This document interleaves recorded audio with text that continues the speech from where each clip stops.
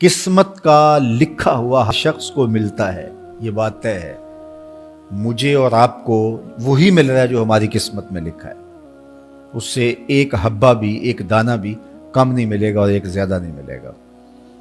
صحیح حدیث ہے، بخاری کی دیگر کتب احادیث میں موجود ہے، جب بچہ شکم مادر میں 120 دن کا ہوتا ہے تو 4 ماہ کا جب بچہ شکم مادر میں ہوتا ہے تو اس کی روح پھونکی جاتی ہے، تو فرشتہ آ کے اس کی عمر بھی لکھ جاتا ہے، اس کا شقی و سعید ہونا بھی لکھ جاتا ہے اور اس کا رزق بھی لکھ جاتا ہے۔ تو رزق جو لکھا گیا وہ ہمیں ملے گا، اور جب جب ملنا ہے تب تب ملے گا۔ جو لکھا گیا ہے وہ بہر صورت ہمیں حاصل ہوگا۔ اب وہ جو ہماری قسمت کا رزق ہے اس کے حصول کا ذریعہ کیا ہے؟ بذریعہ حلال ملتا ہے یا اس کے ذرائع حصول کے وہ حرام ہیں؟ تو یہ اللہ کے ذکر کو چھوڑنے کی سزا یہ ہے کہ ملا وہی جو قسمت کا تھا، لیکن دولت عثمان نہ ملی، دولت قارون ملی۔ لکھا جو تھا، مقسوم تھا، ملا وہی، ایک دانہ بھی زیادہ نہیں ملا اور ایک دانہ بھی کم نہیں ملا، لیکن اس کی سزا کاٹنی پڑے گی اس لیے کہ حصول کے ذرائع حرام تھے۔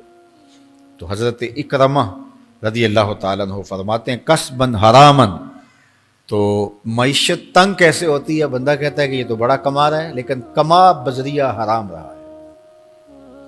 اللہ اکبر۔ بعض اوقات کچھ لوگ محنت کر کے بھی حرام کماتے ہیں۔ ہم نے دیکھا کہ اس گرمی میں جو لوگ مزدوری کرتے ہیں اور بالخصوص لوہے کی بھٹی پہ جو کام کرنے والے ہیں، کتنا سخت کام ہے، لیکن وہاں بھی جو ہے وہ چاہے 15-20 منٹ جو ہے وہ خیانت کر کے اپنے اس رزق کو حرام بنا لیں اور ناجائز کر لیں، اتنی مشقت کے باوجود بھی کیتی کتری پئی خو محمد پھر سکہ بنے زردہ۔ تو ایک سودا ایسے بھی بک جاتا اگر 2 منٹ گاہک کو دیتا، لیکن جھوٹی قسم کھا لی اور وہ لے کے چلا گیا، سودا تو بک گیا لیکن ذریعہ اس کا حرام ہو گیا۔ یہ ذرا دیکھیے، جھوٹی قسم کھانے والے کو اللہ نظر رحمت سے بھی نہیں دیکھے، اتنی بڑی سزا ہے اس کی، اور نہ بکتا کوئی اور آ کے لے جاتا۔ جو قسمت میں لکھا ہے وہ تو آپ کا ہر صورت میں ہوگا، لیکن کچھ لوگوں کو اللہ کے ذکر کو چھوڑنے کا نتیجہ یہ ملتا ہے کہ پھر وہ ان کے ذرائع آمدنی جو ہوتے ہیں، محنت کے باوجود بھی کسب حرام ہو جاتا ہے کسی نہ کسی وجہ سے۔ کئی لوگ دودھ اکٹھا کرتے رہتے ہیں، آخر میں ایک قطرہ پیشاب کا ڈال دیتے ہیں۔ سادہ مثال آپ کے سامنے رکھوں، کتنی محنت سے وہ کیا تھا، تو اپنی ساری محنت کو ضائع کر دیتے اور حرام کا ٹانکا لگا دیتے، ایک قطرے سے وہ سارا ضائع کر بیٹھتے۔ تو یہ اللہ کے ذکر سے منہ موڑنے کا نتیجہ ہے۔ جب تمہارے دل اللہ کی یاد سے خالی ہو جائیں گے، تمہاری زندگیوں میں قرآن نہیں ہوگا، تمہاری زندگیوں کے اندر اسلام کے اجالے نہیں ہوں گے، تو پھر نتیجہ کیا ہوگا کہ معیشت دنک کیا ہے؟ کسبن حرامن۔ دوسرا معنی کہ تنگ زندگی، تلخ زندگی، جو حضرت عبداللہ ابن عباس سے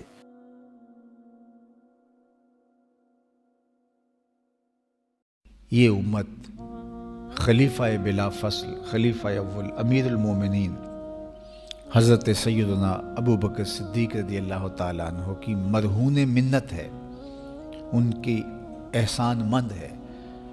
اقبال نے کہا تھا امن الناس بر مولائے ما، کلیم اول سینائے ما، ہستی او کشت ملت را چوں ابر، ثانی اسنین و غار و بدر و قبر۔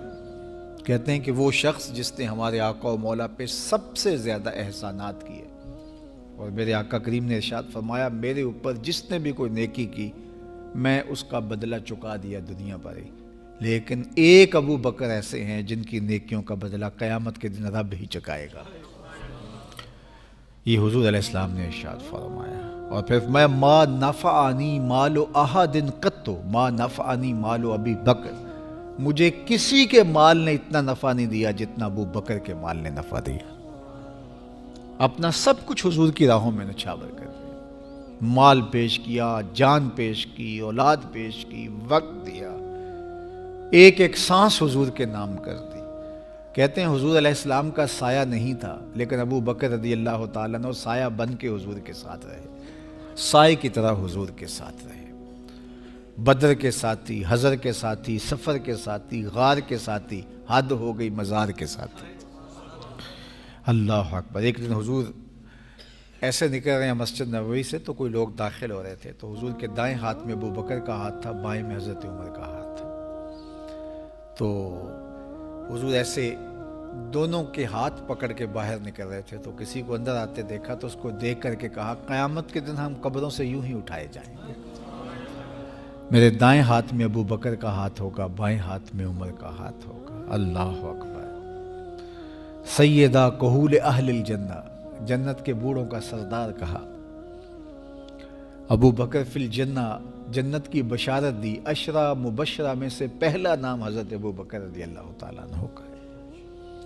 فرمایا میرے 2 وزیر آسمان پہ ہیں، 2 وزیر زمین پہ ہیں. آسمان پہ میرے 2 وزیروں کا نام جبرائیل و میکائیل ہے، اور زمین پہ اوپر میرے 2 جو وزیر ہیں، ایک کا نام ابو بکر ہے، ایک کا نام عمر ہے. تو کیا شان ہے حضرت ابو بکر صدیق رضی اللہ تعالیٰ. ہر نبی کا صحابی عظمتوں کے معراج پہ ہے، لیکن جو شان حضور کے اس جاں نثار کو دی گئی ہے، اللہ اکبر. قرآن نے بھی کہا نا وَثَانِيَ اثْنَيْنِ إِذْ هُمَا فِي الْغَارِ. اللہ اکبر. 2 میں سے دوسرا، اللہ اکبر. جب وہ غار میں تھے، 2 میں سے دوسرا. اس لفظ کی خوبصورتی ملاحظہ کیجئے، 2 میں سے دوسرا. حضرت عمر کہا کرتے تھے، حضرت صدیق اکبر کا ذکر کرتے ساتھ رو پڑتے اور کہتے کہ ابو بکر میری ساری زندگی کی نیکیاں لے لیں، وہ غار والی ایک نیکی مجھے دے دیں. ساری نیکیاں زندگی کی ابو بکر لے لیں، ایک نیکی غار والی مجھے دے دیں. تو ان کی ساری نیکیاں ایک طرف اور ابو بکر کی ایک نیکی ایک طرف. اور حضرت عمر کہا کرتے تھے کاش میں ابو بکر کے سینے کا بال ہی ہوتا. کوئی کم شان ہے؟ یہ حضرت عمر کہہ رہے ہیں. یہ عمر جس کے بارے میں میرے حضور علیہ السلام نے فرمایا کہ میرے بعد اگر نبوت کا دروازہ بند نہ ہوا ہوتا، میرے بعد اگر کسی نے نبی ہونا ہوتا تو وہ عمر ہوتا. اتنی شانوں کے مالک.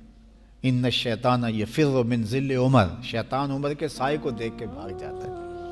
وہ عمر کہہ رہے ہیں کاش میں ابو بکر کے سینے پر اگا ہوا بال ہی ہوتا. یہ شان ہے، یہ عظمت ہے. سارے حضور کے صحابی عظمتوں کے معراج پر، لیکن ان کی شان ہی وکری ہے.